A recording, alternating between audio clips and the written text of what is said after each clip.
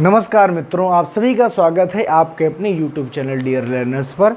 सभी छात्रों को आदाब, सत श्री अकाल, नमस्कार, सुस्वागतम है आपका, वेलकम है आपका इस प्यारी सी क्लास में, इस प्यारे से प्लेटफॉर्म में जिसका नाम है डियर लर्नर्स।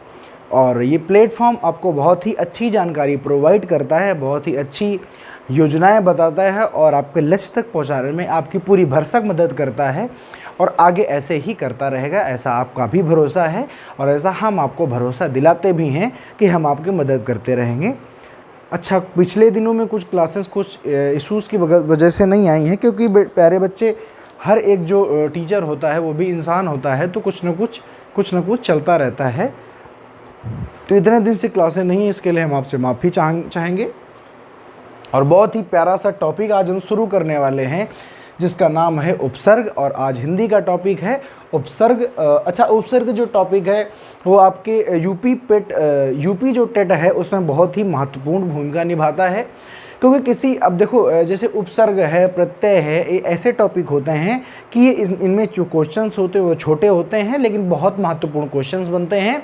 और जो यूपी टेट का जो एग्ज़ाम है, सीटेट में तो बहुत ज़्यादा नहीं पूछा जाएगा लेकिन कभी कभी आ भी जाता है। जैसे किसी शब्द को, किसी पैसेज पर कोई शब्द आ गया, उसमें पूछ लिया गया बताओ इस शब्द में कौन सा, जैसे आगे अध्यक्ष पूछा गया, बताओ अध्यक्ष में कौन सा उपसर्ग लगा हुआ है। तो इसके बारे में आपको जानकारी, नॉलेज और ज्ञान होना अति आवश्यक है, क्योंकि ये टॉपिक जितना ही देखने में छोटा है उतना ही अपने आप में कहीं ना कहीं महत्व रखता है। ठीक है, तो आई होप आप लोग इतनी बात समझ गए होंगे कि इसको पढ़ाने के पीछे मकसद क्या है। और चलते हैं हम अपने टॉपिक में, उपसर्ग कहते हैं किसको है। तो अगर सबसे पहले कोई भी चीज़ हम पढ़ रहे हैं, कोई भी हम विषय वस्तु पढ़ रहे हैं, तो हमें ये नॉलेज होना चाहिए कि ये किससे और किससे मिलकर बनी हुई है। तो प्यारे बच्चे, मैं आपको बता दूं कि जो उपसर्ग है ये दो शब्दों से मिलकर बना हुआ है, उप और सर्ग। क्या? उप और सर्ग। अगर उपसर्ग के हम अर्थ में जाएं तो प्यारे बच्चे, उपसर्ग का अर्थ होता है, उप का मतलब साथ साथ और सर्ग का मतलब होता है जुड़ना। उप का मतलब साथ और सर्ग का अर्थ होता है क्या? जुड़ना। अब देखो, उपसर्ग का मतलब तो हो गया साथ जुड़ना, लेकिन साथ जुड़ना कैसे? साथ जुड़ना तो पहले, किसी भी शब्द के पहले साथ जुड़ना, माने साथ जुड़ना, लेकिन कैसे? तो यहाँ पर लिख देते हैं साथ जुड़ना। किसके? शब्द के साथ जुड़ना, लेकिन कहाँ? शब्द के पहले। शब्द के पहले यानी जुड़ना तो है, किसी न किसी शब्द के साथ जुड़ना तो है, लेकिन कैसे जुड़ना है? उस शब्द के पहले जुड़ना है, तो उसको हम कहेंगे उपसर्ग। जैसे कि उपसर्ग होता है ऐसे ही होता है प्रत्यय। अगर बात करेंगे कभी प्रत्यय की, तो प्रत्यय की प्रॉपर्टी होती है कि वो भी जुड़ता है, लेकिन कहाँ? तो बाद में जुड़ता है, यानी किसी भी शब्द के पीछे जुड़ता है। जैसे हम आपको एग्जाम्पल दें तो एग्जाम्पल में हम आपको यही बताएंगे। प्यारे बच्चे, हम हिंदी पढ़ा रहे हैं तो हमको उदाहरण का प्रयोग करना चाहिए। जैसे हमने कहा,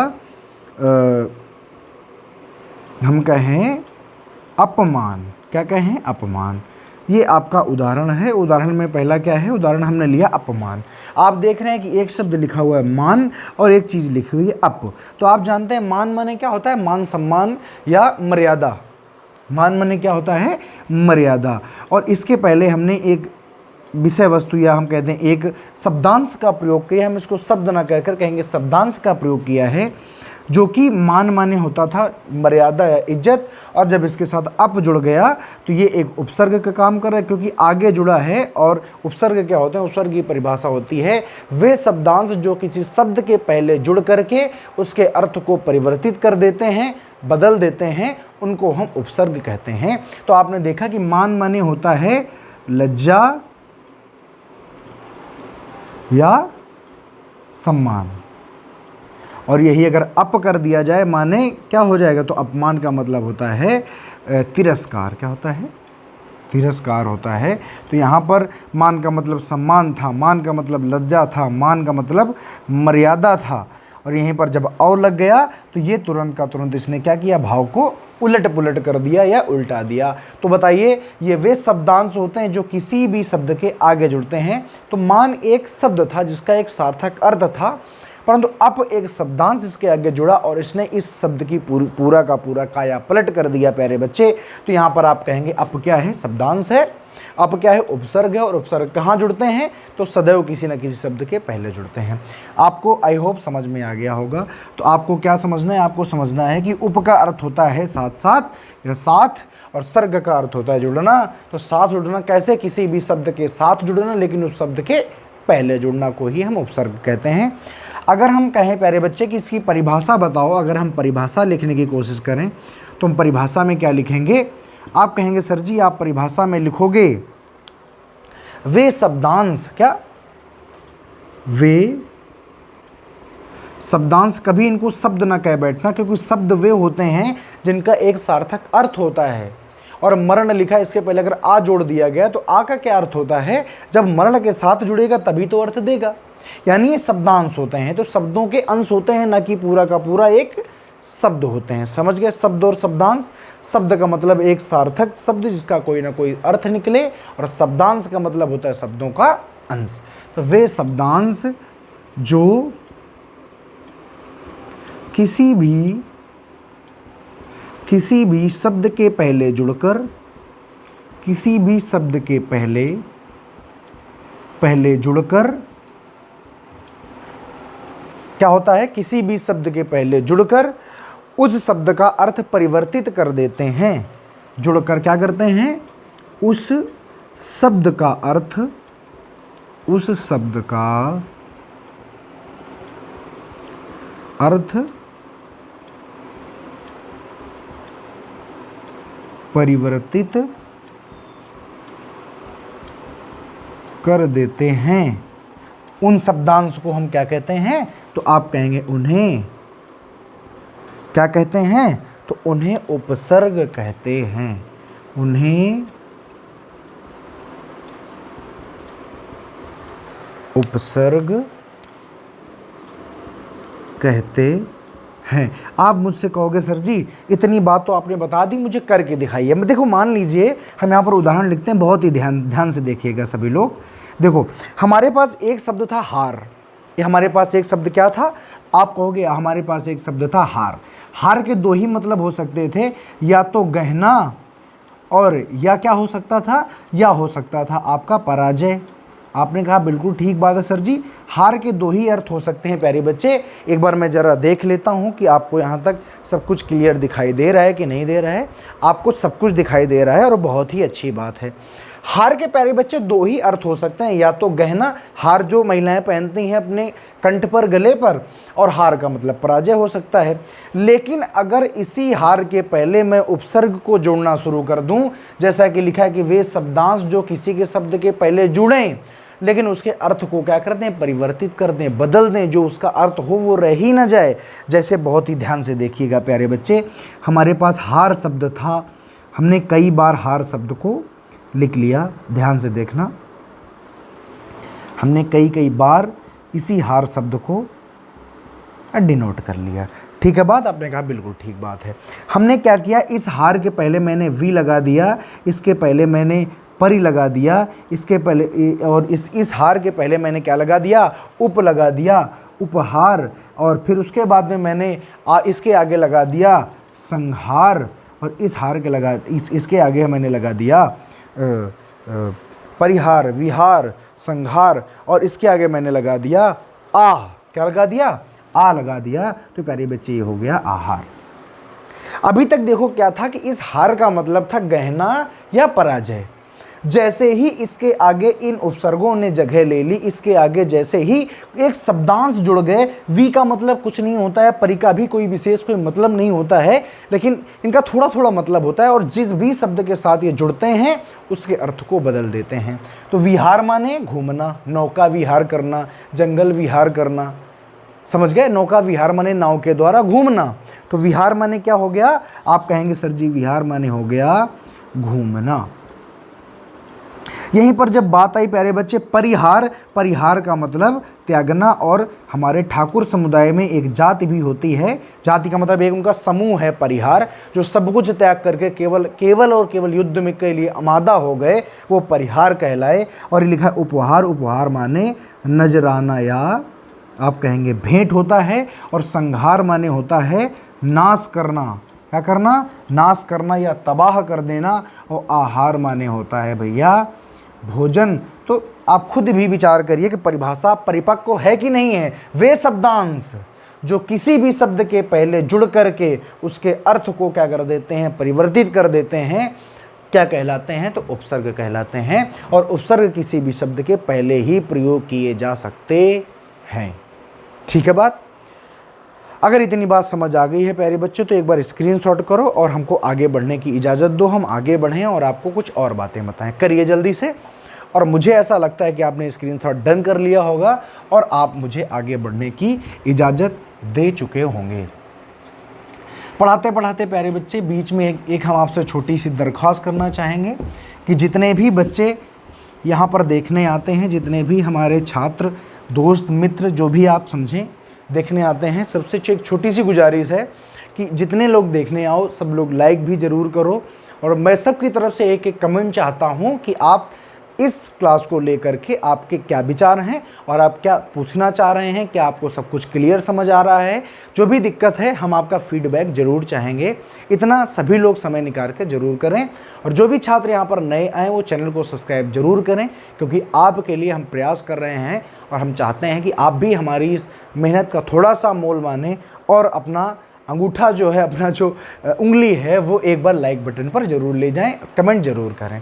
ठीक है, चलिए तो अब आगे बच्चे कुछ हम आपको विशेषताएं बताते हैं, जो कि विशेषताएं रही हैं उपसर्ग की। तो उपसर्ग की विशेषताएं 4-5 समझ लीजिए।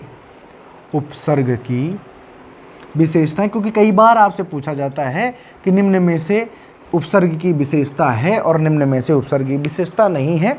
तो प्यारे बच्चे सबसे पहली विशेषता तो मैंने आपको यही बताई है कि ये शब्द नहीं शब्दांश होते हैं, क्योंकि शब्द जो होता है उसका एक मतलब होता है, बल्कि जो शब्दांश होता है वो जिसके आगे लगेगा उसी टाइप का अर्थ ग्रहण कर लेता है। ठीक है बात?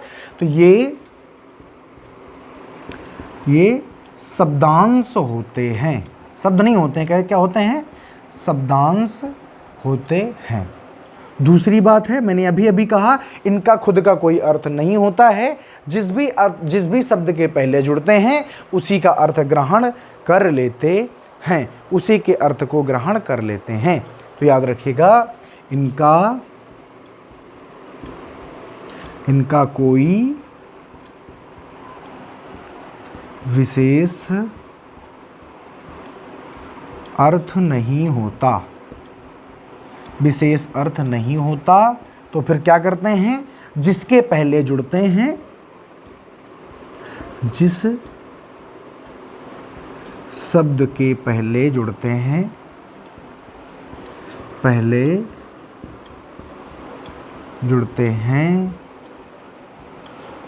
उसी का अर्थ ग्रहण कर लेते हैं, उसी का अर्थ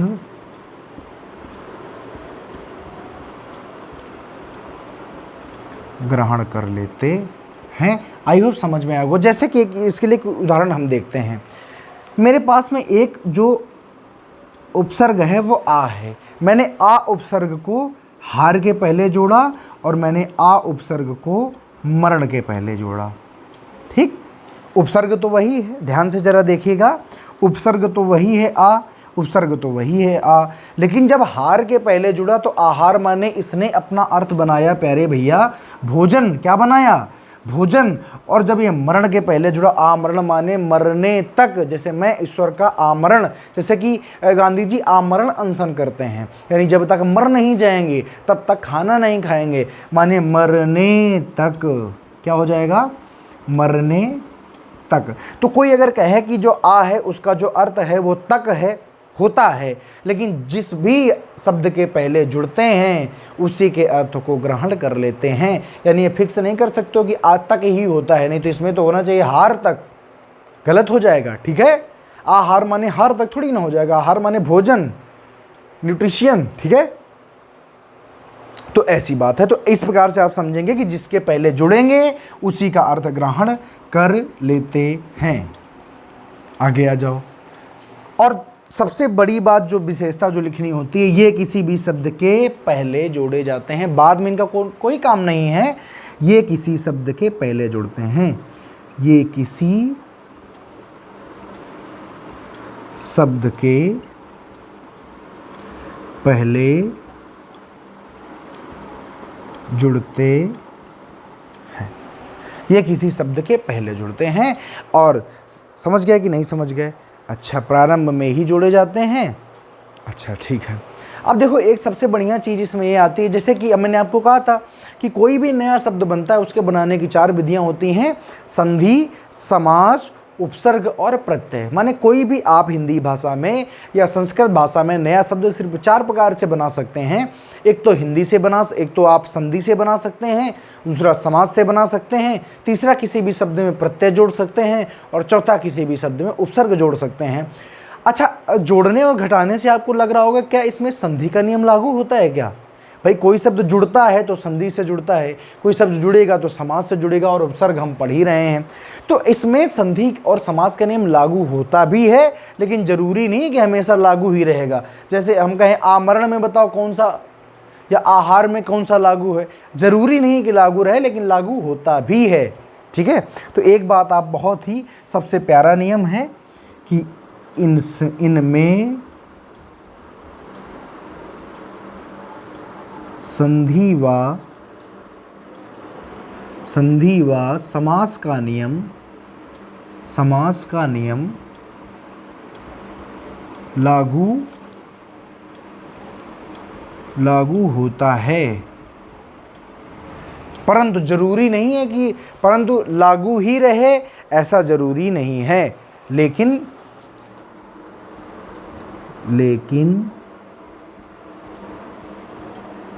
लागू ही रहे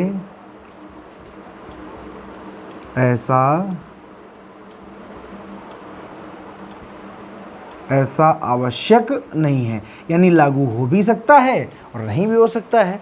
योग का नियम हो सकता है लग जाए, हो सकता है संधि का नियम लग जाए, हो सकता है समास का नियम लग जाए। तो ज़रूरी नहीं है, हो भी सकता है और नहीं भी हो सकता है। तो बड़ी मोस्ट इम्पॉर्टेंट चीज़ें हैं, इनको आप नोट कर लें, फिर हम अपनी आगे की चर्चा में आगे बढ़ते हैं। ठीक है।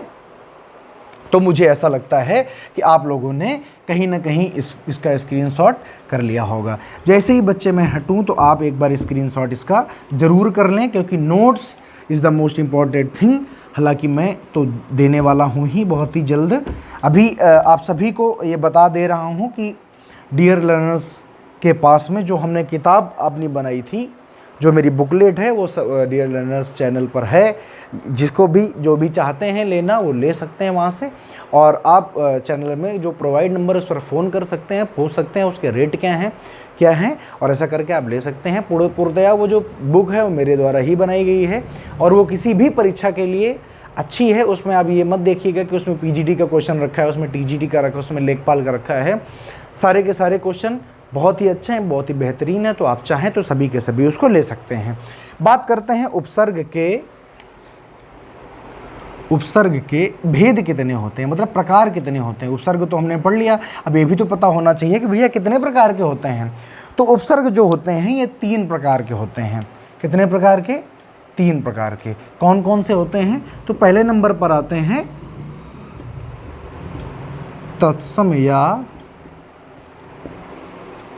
तत्सम या संस्कृत भाषा के उपसर्ग।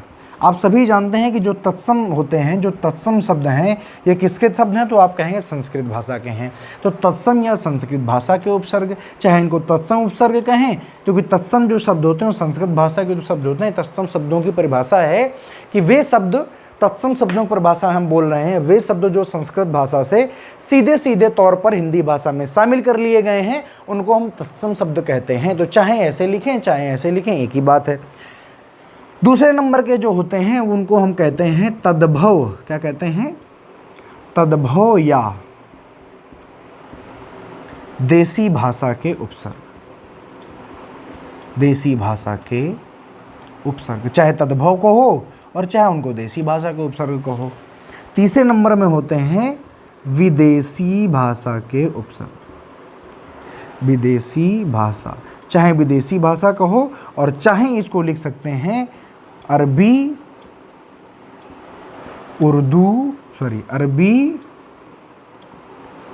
फारसी आदि भाषाओं के उपसर्ग। तो इनको कुल टोटल मिलाकर हम विदेशी भाषा के ही उपसर्ग लिखते हैं, आदि के उपसर्ग। यानी हम एक तरफ से पढ़ेंगे संस्कृत भाषा के, दूसरी हम पढ़ेंगे तद्भव या देसी भाषा के, या इसी को हम कहते हैं हिंदी भाषा के उपसर्ग। क्या कहते हैं? हिंदी भाषा के। ठीक है, तो इसको चाहे हिंदी भाषा के उपसर्ग पूछा जाए, चाहे तद्भव उपसर्ग पूछे जाएं, चाहे देसी भाषा के उपसर्ग पूछे जाएं, एक बात है। तत्सम उपसर्ग कहे चाहे संस्कृत भाषा के उपसर्ग कहे, एक बात है। विदेशी भाषा के उपसर्ग कहे चाहे अरबी, फारसी, उर्दू, अंग्रेजी, कुछ भी कहे, कोई भी विदेशी भाषा हो जो कि अपने देश की नहीं है, तो उसको हम क्या कहेंगे? विदेशी भाषा के उपसर्गों की श्रेणी में हम उनको रखते हैं। बताओ यहाँ तक किसी को समस्या, परेशानी, दिक्कत तो नहीं है? तो आप कहेंगे बिल्कुल नहीं है। देखिए, आराम से पढ़िए, धीरे धीरे पढ़िए, ताकि ज्ञान जो है वो स्थायी रहे। एक बार स्क्रीनशॉट करिए, हम हट जाते हैं, फिर आगे की चर्चा हम चालू करते हैं। प्यारे बच्चे जल्दी से कर लीजिए एक बार। तो आपने कहा जी हाँ, हमारा हो गया है। देखिए, अब हम आगे बात करेंगे इसके पहले टाइप में, जो कि है संस्कृत भाषा तथा इसके उपसर्ग। ठीक है, देखो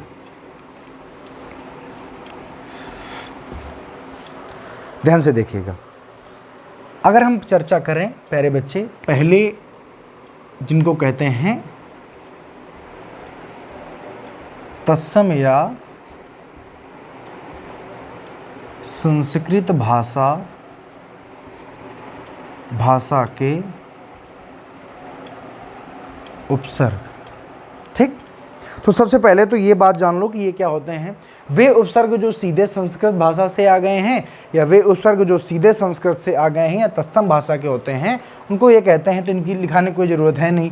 मोस्ट इंपॉर्टेंट प्रश्न होता है कि इनकी संख्या कितनी होती है, और संस्कृत भाषा या तत्सम भाषा के उपसर्गों की संख्या फिक्स है, जो कि है 22। तो इनकी संख्या फिक्स है भाई, याद रखिएगा। हैं, इनकी संख्या कितनी है? तो आप कहेंगे इनकी संख्या है 22। अब ये 22 के 22 हमको याद कैसे रखेंगे? क्योंकि आपको एक न एक तो रटना पड़ेगा। चाहे आप हिंदी भाषा के रटो, चाहे आप तत्सम वाले रटो, चाहे तद्भव वाले, या हिंदी भाषा के रटो, चाहे संस्कृत भाषा के। संस्कृत भाषा के 22 हैं, फिक्स हैं। अगर संस्कृत की याद कर लिए तो हिंदी की याद नहीं करने हैं, क्योंकि हिंदी में कोई भी फिक्स संख्या नहीं है। कोई 16 कहता है, कोई 14 कहता है, कोई 12 बताता है, कोई 22 बताता है, कोई 28 बताता है।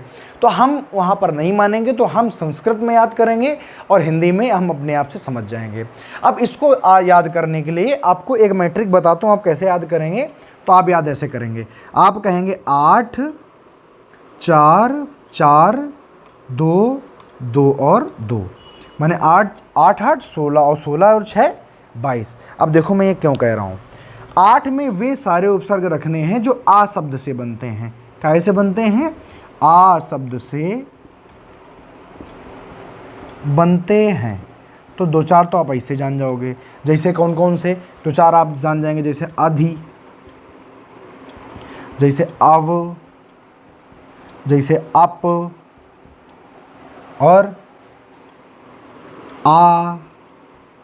ये तो 4 हो गए भैया, जो कि आप तुरंत जान जाओगे। आ से कौन कौन से उपसर्ग बनते हैं ये आप तुरंत जान जाओगे। फिर उसके बाद क्या है? उसके बाद देखो, उसके बाद आप क्या आएंगे?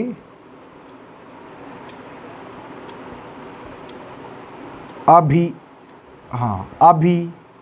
उसके बाद में, अभी के बाद में क्या आ जाएगा? अनु। कितने हो गए? 1 2 3 4 5 और 6 हो गए। और उसके बाद में आप आ जाएगा अति और अपि। अति और अपि हो जाएगा। तो आ जाएगा अति और अपि। यानी वे समस्त उपसर्ग जो छोटा आ की मात्रा से बनने वाले होते हैं, जो आ लिखने से बनते हैं, वो ये हैं। अधि, अधि का अध्यक्ष में, अव का अव का अवमानना, बाकी बहुत सारी चीज़ें। अप का अपमान, अपयश, अपकीर्ति। इसमें आमरण, आजीवन, आकंठ हैं ऐसे। अभि में अभ्युदय, ठीक है, अभिसार, अभिमान। अनु में और ऐसे अति में अत्यधिक, अत्यल्प, ठीक है, ये इसमें आ जाएगा। अपि में भी ऐसे ही आ जाएगा। ठीक है, तो ये तो हमें ऐसे याद रखने हैं। अब बात करते हैं 4 की। तो ये जो 4 होते हैं, ये होते हैं पा शब्द से जो बनते हैं। काय से बनते हैं प्यारे भैया? देखो ध्यान से देखिएगा। ये काहे से बनते हैं, ये वाले जो होते हैं चार, ये बनते हैं हमारे पा शब्द से बनते हैं। पा से कौन कौन से, ध्यान से देखना। पा से बनते हैं प्रा, प्रति, परा और परि। देखो चार, प्रा, प्रति, परा और परि, ये हमारे चार होते हैं जो पा से लिखे जाते हैं। क्या क्या याद नहीं रखेंगे? आप कहेंगे बिल्कुल याद रखेंगे। प्रा, प्रति और परा और परि। फिर सर जी ये चार कौन से हैं? तो ये वाले होते हैं, बड़े आसान होते हैं, आप एक बार में जान जाएंगे। कौन से? निर, निस, दुर और दुस। ध्यान से देखो, निर, निस, दुर, दुस, खत्म समस्या। निर, निस, दुर, दुस, यानी अब तो याद रखेंगे ना भैया, निर का निस और दुर से दुस, दोनों चार इसमें आ जाते हैं। फिर ये दो कौन से हैं? जो सा शब्द से बनते हैं। किस शब्द से बनते हैं? सा। तो ये हो जाएगा सु और सम। क्या हो जाएगा? तो भैया ये हो जाएगा प्यारे भैया सु और सम। उसके बाद में दो क्या हो जाएंगे? दो वो होते हैं जो ऊ से बनते हैं। ऊ से कौन कौन बनते हैं? तो ऊ से बनते हैं उद और उप। कौन कौन से बनते हैं? तो आप कहेंगे प्यारे भैया उद और उप। समझ में आ रही बात? और दो और होते हैं जो कि आप सीधा डायरेक्टली याद रखना, नी और वी। ध्यान से सुनो फिर से एक बार भैया, ध्यान से सुनना जरा एक बार। देखो तत्सम भाषा के जो उपसर्ग होते हैं, मैंने कहा कि इनकी जो संख्या होती है, ये वे उपसर्ग होते हैं, वे शब्दांश होते हैं जो सीधे संस्कृत भाषा से या तत्सम भाषा से आए हुए हैं, ये उपसर्ग होते हैं। इनकी संख्या कितनी होती है? तो मैंने कहा कि इनकी संख्या फिक्स होती है। इनकी संख्या होती है 22, फिक्स है, इससे आगे पीछे नहीं होनी है। इनकी संख्या होती है 22। अब 22 आप एक साथ तो रट सकते नहीं है, तो मैंने कहा इनको 8, 4, 4, 2, 2 और 2 के फॉर्म में आपको रख लेना है। आ वाले हम कहते हैं कि ये वाले बाद में याद करो। सबसे पहले चार वाला, चार होते हैं पा से प्रा, प्रति, परा और परि। ये होते हैं निर, निस, दुर, दुस। चार याद हो गए? चार। उसके बाद में दो आ गए सु और सम। उसके बाद दो आ गए ऊ वाले उद और उप, और दो आ गए नी और वी। इतने याद रखें। उसके बाद में आपको जो जो याद रखे, अध्यक्ष में अधि आता है, अत्यधिक में अति आता है, अपमान में अप आता है, अवधारणा में अव आता है, आमरण में, आजीवन में, आकंठ में, आपादमस्तक में आ आता है, अभि, अभ्युदय, अभिसार, अभिमान, ठीक है, तो सब में अभी आता है। अनु, अन्वेषण, आगे जितने भी अनु से बनते हैं, अनुभव, ये अनु आता है, और अपि, ऐसे ऐसे आप इसको याद रखेंगे। ठीक है, समझ रहे हैं ना मेरी बात? तो अगर आप इनको याद कर लेते हैं तो आप ये समझ जाइए कि कभी भी जीवन में आपको उपसर्ग से संबंधित कोई भी समस्या कभी भी नहीं आने वाली है। ऐसा मेरा विश्वास है और मैं ऐसी गारंटी भी देता हूँ आपको। लेकिन इसके लिए आपको पढ़ना पड़ता है। पढ़ेंगे कैसे? आ है, आ शब्द से बनते हैं अधि, अव, अप, आ, अभी, अनु, और बाकी आप इनको याद कर लीजिए। मैं यकीन के साथ कहता हूँ आपको ये याद हो जाएंगे। किसी भी चैप्टर के आगे पढ़ने के पहले अगर आपको फाउंडेशन तैयार है मेरे प्यारे बालक, आप कहीं की भी तैयारी करें, कोई भी तैयारी करें, लेकिन आपको फाउंडेशन बहुत ज़रूरी है और ये आपको तैयार रखना ही चाहिए। तो आपकी सफलता जो है अत्यधिक निकट आ जाएगी, क्योंकि कंपटीशन का दौर है और संख्या बहुत है, बहुत। इसलिए आपको कुछ ना कुछ एक्स्ट्रा ज़रूर करना पड़ेगा। जैसे मैंने याद किया है ऐसे आप भी याद करें। मुझे याद हो सकता है तो मुझे लगता है कि दुनिया का कोई भी इंसान इसको याद कर सकता है। ठीक है, तो सबसे पहले आप इसको याद करें, और जैसे ही आप मेरी गारंटी, आप 10 बार लिखिएगा, आपको 101% हमेशा हमेशा के लिए याद हो जाएंगी चीज़ें, कोई समस्या नहीं है। 10 बार आपको अपने घर पर लिख लेना है। तो आज हम यहीं से अपने टॉपिक को समाप्त करना चाहेंगे। अगली क्लास में हम इनके बहुत सारे शब्दों पर भी चर्चा करेंगे, हिंदी के उपसर्गों पर चर्चा करेंगे, हम उर्दू और फारसी भाषा के शब्दों पर चर्चा करेंगे। इसके पहले चर्चा करें, हम चाहते हैं कि आप इनको याद करें ताकि आप डिफ्रेंशिएट कर पाएँ, क्योंकि इन्हीं के बहुत ही नज़दीकी आपको हिंदी भाषा के मिलने वाले हैं। अगर ये आपको नहीं याद हैं तो आप हिंदी भाषा और संस्कृत भाषा के उपसर्गों में अंतर नहीं कर पाएंगे। ये आप समझ लीजिए, मैं आपको पहले से ही एडवांस में बता दे रहा हूँ। ठीक है, बाकी यहीं से आज हम आपसे विदा चाहेंगे। और अगर आपको हमारा प्रयास अच्छा लगा है तो कृपया प्लीज़ आप इसको लाइक करें, शेयर करें, सब्सक्राइब करें। और दूसरी बात है, वो जो बुक है वो सबको लेनी बहुत ही आवश्यक है। क्यों? क्योंकि आने वाले मुश्किल से 6 से 7 दिनों में मैं एक प्रैक्टिस शुरू करूंगा। इधर एक कॉन्सेप्ट चलेगा, प्रैक्टिस चलेगी, कॉन्सेप्ट चलेगा, प्रैक्टिस चलेगी। और उस प्रैक्टिस में आपके पास उस बुक का होना अत्यंत आवश्यक है। उस पर साथ में मैंने आंसर शीट भी पीछे इंक्लूड करवाई है, तो आप आंसर शीट भी उस पर पाएंगे, तो आंसर शीट से भी आपको बहुत ज़्यादा मदद मिलेगी। लेकिन सबसे पहले मेरी ये गुजारिश है कि आप तब तक किताब ले लें, आप अपने स्तर पर थोड़ा सॉल्व कर लें अगर मन हो तो। अदरवाइज़ मैं सलूशन कराऊंगा, हर एक विभिन्न पक्षों पर चर्चा होगी। और बहुत ही जल्द वो भी क्लास आने वाली है, बहुत ही जल्द संस्कृत की भी प्रैक्टिस होगी, बहुत ही जल्द प्यारे बच्चे आपकी जो CDP है उसकी भी प्रैक्टिस होगी। और सारी प्रैक्टिस के साथ में हम बहुत ज़्यादा 15 दिन के अंदर अंदर सब प्रैक्टिस आपको देखने के लिए मिल जाएंगी। इसलिए सबसे पहले जो नए हैं उनसे आप अपने मित्र समूह से भी बताइए। और अगर प्रयास अच्छा लगा है तो कृपया लाइक शेयर सब्सक्राइब करें, चैनल को सपोर्ट करें और क्लास को शेयर ज़रूर करें, ताकि ये जो क्लास है वो बहुआयामी हो जाए, वो बहुउद्देशीय हो जाए, आप बहुत सारे लोगों का इससे फ़ायदा हो जाए। ऐसी हमारी आकांक्षा है, ऐसी हमारी इच्छा है। एक बार सभी स्क्रीनशॉट करेंगे। हम मिलते हैं आपको कल एक नए कॉन्सेप्ट के साथ में, इनके शब्दों के साथ में और हिंदी के उपसर्गों के साथ में। तब तक के लिए विदा चाहूँगा। नमस्कार, जय हिंद।